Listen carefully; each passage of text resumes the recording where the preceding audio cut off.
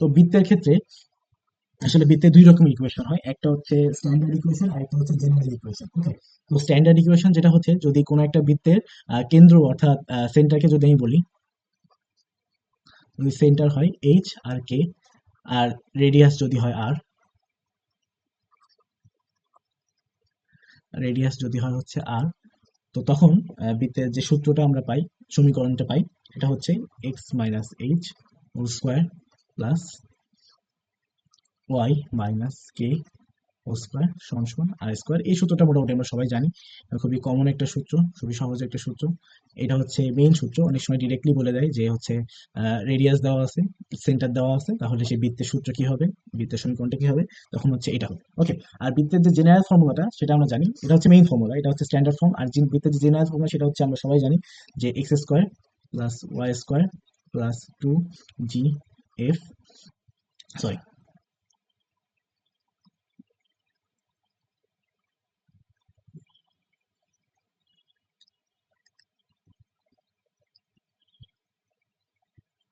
2 g x plus 2 f y plus c সমান সমান 0। ওকে, তো এই ক্ষেত্রে যখন এই ফর্মুলাটা থাকবে তখনকার ক্ষেত্রে কেন্দ্র হবে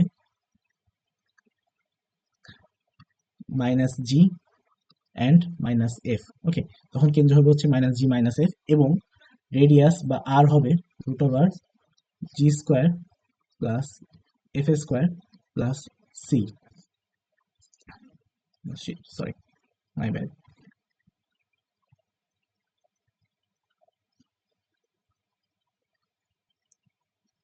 ওকে,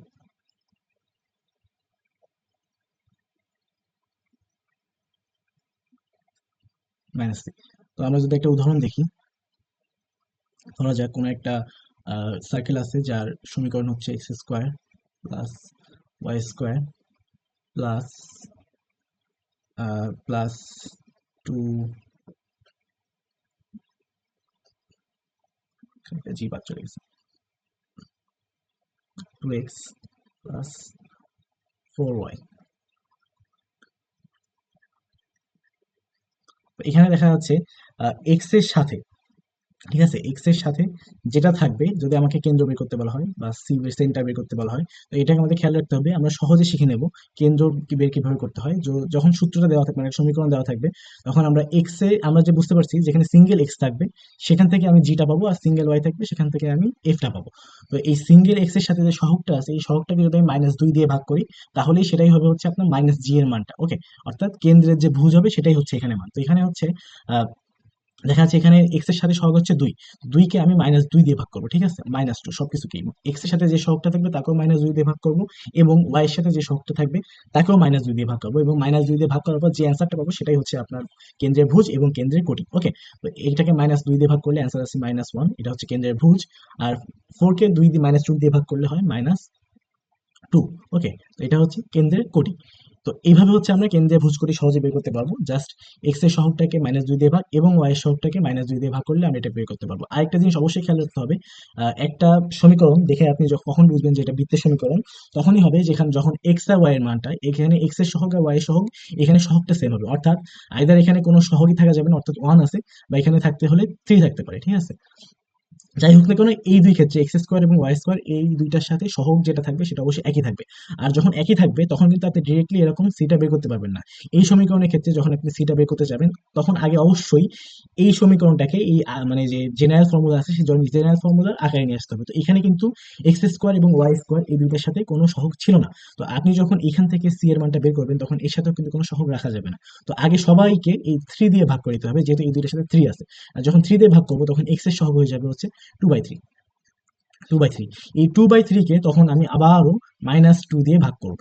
তখন -2 দিয়ে যখন ভাগ করব তখন সেটার অ্যান্সার হবে, যখন এইটা হবে তখন সেটার অ্যান্সার হয় -1/3। ওকে, -1/3। এবং যখন 4 সবার সাথে ভাগ হয়ে যাচ্ছে, ঠিক আছে, আপনি যদি এই পুরো সাইডটাকে হচ্ছে 3 দিয়ে ভাগ দেন তাহলে এর সাথেও 3 3 কাটা, যে এক্স স্কোয়ার থাকে, ওয়াই স্কোয়ার থাকে, এখানে 2/3 থাকে, এখানে 4/3 থাকে, এখানে 7/3 থাকে। আমরা অনেক সময় 7/3টা লিখতে ভুলে যাই, এই সবগুলোর সাথে 3 দিয়ে ভাগ করি, বাট 7টা থেকে কিন্তু ভাগ করি না, এটা আমাদের খেয়াল রাখতে হবে। ওকে, এটা আমাদের কেন্দ্র বের করার সময় কাজে লাগবে। তো -1/3, এবং এখানে 4/3 ছিল, কারণ আমি যেহেতু 3 দিয়ে ভাগ করি তাহলে এটা 4/3 হয়। তো 4/3 কে আবার যদি -2 দিয়ে ভাগ করি তখন সেটার অ্যান্সার হচ্ছে -2/3। তো তখন এখানে কিন্তু সমীকরণ মানে হচ্ছে কেন্দ্রটা কিন্তু এভাবে হবে, ঠিক আছে। আর এই ক্ষেত্রে যদি আমি হচ্ছে ব্যাসার্ধ বা রেডিয়াসটা বের করতে চাই, জি স্কোয়ার, তো এখানে জি কিন্তু হচ্ছে আপনার 2/3 ছিল, ঠিক আছে। জি কিন্তু 2/3 ছিল, তো 2/3 স্কোয়ার প্লাস এফ হচ্ছে 4/3। এখানে কিন্তু -g - f টা শুধুমাত্র কেন্দ্রের জন্য, আর সব জায়গায় নর্মাল জি আর এফই কাজে লাগাতে হবে। Okay, 4/3 whole square minus C, C হচ্ছে 7/3, 7/3। ওকে, আর এখান থেকে যেটা আসবে সেটাই হচ্ছে অ্যান্সার। আশা করি বোঝা গেছে। আর এরপরে আমরা, এটা হচ্ছে বৃত্তের একদম বেসিক জিনিসপত্র, মানে একদম সূত্র থেকে ডিরেক্টলি যে অ্যান্সারগুলো আসে সেগুলো। এরপর আমরা দেখবো আরেকটু হার্ড, যেটা হচ্ছে সমীকরণ, মানে স্পর্শকের সমীকরণ থেকে। ওকে, তো বৃত্তে যদি হচ্ছে একটা জিনিস খেয়াল রাখতে হবে, যে ডট সার্কেল বা বিন্দুবৃত্ত বলে একটা ব্যাপার আছে। সেই ক্ষেত্রে হয়, আমরা জানি যে প্রথমে যে আমরা মেইন সমীকরণ দেখছিলাম বৃত্তে, সেটা হচ্ছে এক্স মাইনাস এইচ তার whole square plus y minus k তার হোল স্কোয়ার সমান সমান আর স্কোয়ার। এটা হচ্ছে মেইন সমীকরণ। তো যখন এখানে বিন্দুবৃত্ত তখনই হবে যখন এখানে কেন্দ্রটা হচ্ছে মূল বিন্দুতে থাকবে। আর মূল বিন্দু যেহেতু 0 0, কিন্তু এখানে এইচ এর জায়গায় 0 এবং কে এর জায়গায় 0 বসে আমরা সমীকরণটা পাবো হচ্ছে X square plus Y square সমান সমান আর স্কোয়ার। তো এটা হচ্ছে বিন্দুবৃত্তের সমীকরণ, ঠিক আছে, পয়েন্ট সার্কেল। এটা হচ্ছে বিন্দুবৃত্তের সমীকরণ, এটা হচ্ছে বিন্দুবৃত্তের সমীকরণ। এবার এই বিন্দুবৃত্ত আকার যদি থাকে, সাধারণত পরীক্ষায় যেহেতু এত ক্যালকুলেটর ইউজ করার সুযোগ নেই, সাধারণত বিন্দুবৃত্তিতেই থাকে। তো বলা হয় যদি, যে এই যে একটা বৃত্ত আছে, সো এই বৃত্তের যে কোনো একটা বিন্দু, অর্থাৎ বৃত্তের উপরে যে কোনো একটা বিন্দু, ধরা যাক এই হচ্ছে সেই বৃত্তটা ছিল, এই বৃত্তের উপরে এখানে একটা বিন্দু আছে যেটা ধরা যাক 1 3। তো এই বিন্দুতে যদি আমি একটা স্পর্শক আঁকাই, স্পর্শক হচ্ছে জাস্ট এই বৃত্তটাকে টাচ করে চলে যাবে, ঠিক আছে। এটা হচ্ছে ছেদক হয়ে যাবে, কিন্তু এটা হচ্ছে স্পর্শক, ঠিক আছে। একটা বৃত্তের অসংখ্য স্পর্শক থাকতে পারে, যেটা জাস্ট টাচ করে চলে যাবে। ওকে, ভিতরে ঢুকবে না, এখানে ভিতরে ঢুকে গেছে কিন্তু আসলে কিন্তু ভিতরে ঢুকবে না, জাস্ট কোনো একটা বিন্দুকে টাচ করে চলে যাবে। ধরা যাক এখানে 1 3 বিন্দুতে স্পর্শ করছে। আমি বলি যে এই বৃত্তের আমি আরটা জানি, কেন্দ্রটা জানি, আর কেন্দ্র তো 0 0 আগেই বলে নিয়েছি। আর কেন্দ্র থাকলেও সমস্যা নেই, এখানে যেটা হবে সেটা সাধারণত বিন্দুবৃত্তের ক্ষেত্রেই বলে। আর এখানে যে কোনো একটা বিন্দু, ধরা যাক 1 3 বিন্দুতে বৃত্তটির স্পর্শকের সমীকরণ কি হবে, ঠিক আছে। তো 1 3 যদি x1 y1 হয়, তো তখন স্পর্শকের সমীকরণ হবে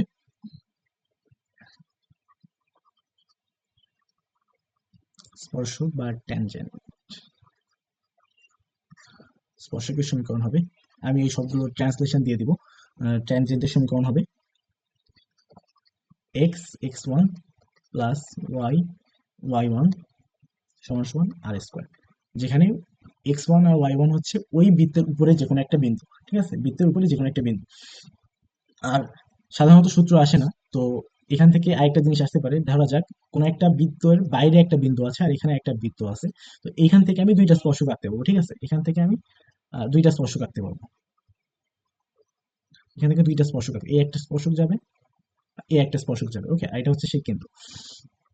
এইখানে এই যে স্পর্শকটা, এই স্পর্শকটা আর এই স্পর্শকটা, এই দুইটা স্পর্শকের কিন্তু দৈর্ঘ্য অবশ্যই সমান হবে, ঠিক আছে। এই দুইটা স্পর্শকের দৈর্ঘ্য অবশ্যই সমান হবে, এবং এই যে বহিস্থ যে বিন্দু, এখানে ধরা যাক পি একটা বিন্দু আছে, বহিস্থ যে বিন্দু, এই পি বিন্দু থেকে এই যে একটা এখানে স্পর্শ করছে আর এখানে স্পর্শ করছে, এই যে স্পর্শ দূরত্বটা, এখানে পি এ আর পি বি আমি দুইটা দূরত্ব নিই, তো এই দূরত্বটা হবে হচ্ছে এখানে পি এ বা এপি যেটাই বলে না কেন, এই দূরত্বটা হবে হচ্ছে, যদি এই বিন্দুটা স্থানাঙ্ক x1 y1 হয়, ঠিক আছে, এই বিন্দুটা স্থানাঙ্ক যদি x1 y1 হয়, তো আহ, দূরত্ব মানে যে দূরত্ব হবে বা দৈর্ঘ্যটা হবে, স্পর্শকের দৈর্ঘ্যটা হবে, সেটা হবে হচ্ছে x1 square plus y1 square minus r square. Okay, y1 square minus r square, এটা হবে হচ্ছে সেই স্পর্শকের দৈর্ঘ্যের সূত্র।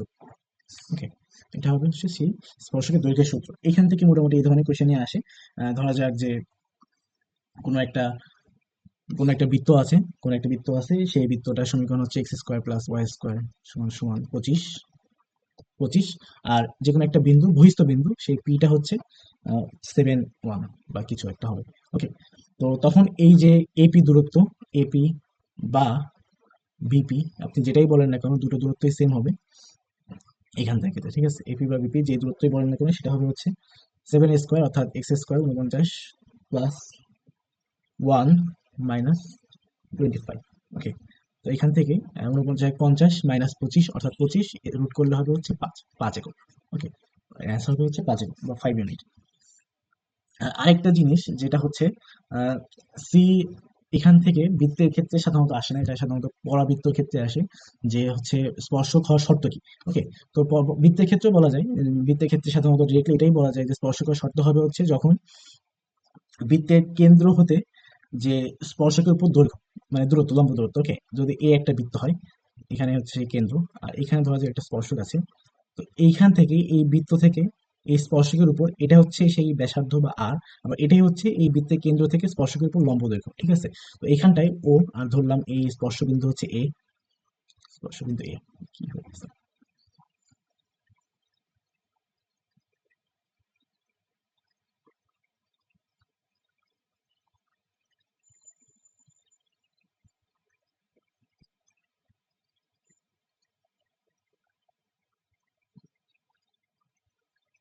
স্পর্শবিন্দু এ, তো এখানে তখনই হচ্ছে এই স্পর্শকটা এই বৃত্তের, মানে এই লাইনটা বৃত্তের স্পর্শক হবে, যে কোনো একটা লাইন হতে পারে। এখানে যদি সিডি একটা লাইন, এখানে এই লাইনটা সিডি ছিল, তো সিডি লাইনটা তখনই এই যে ও কেন্দ্রগামী বৃত্তের স্পর্শক হবে যখন এখান থেকে এ ও দূরত্বটা এই ব্যাসার্ধের সমান হবে। ঠিক আছে, অর্থাৎ আমরা এই বৃত্তের কেন্দ্রটা জানি, অর্থাৎ যে কোনো একটা পয়েন্ট জানি, x1 y1 একটা পয়েন্ট জানি, আর এই স্পর্শক মানে যে রেখাটা থাকবে এই রেখায় একটা সমীকরণ থাকবে, অর্থাৎ ax plus by plus c সমান সমান 0, এই একটা সমীকরণ আমরা জানবো। আর একটু আগে আমরা যে কোনো একটা বিন্দু থেকে একটা রেখার যে দূরত্ব সেটা আমরা বের করা শিখেছি, তো আমরা এই বিন্দু থেকে রেখার দূরত্বটা ওইভাবে বের করবো, মডুলাস দিয়ে, আর নিচে হচ্ছে রুট দিয়ে যেটা ছিল এটা বের করবো।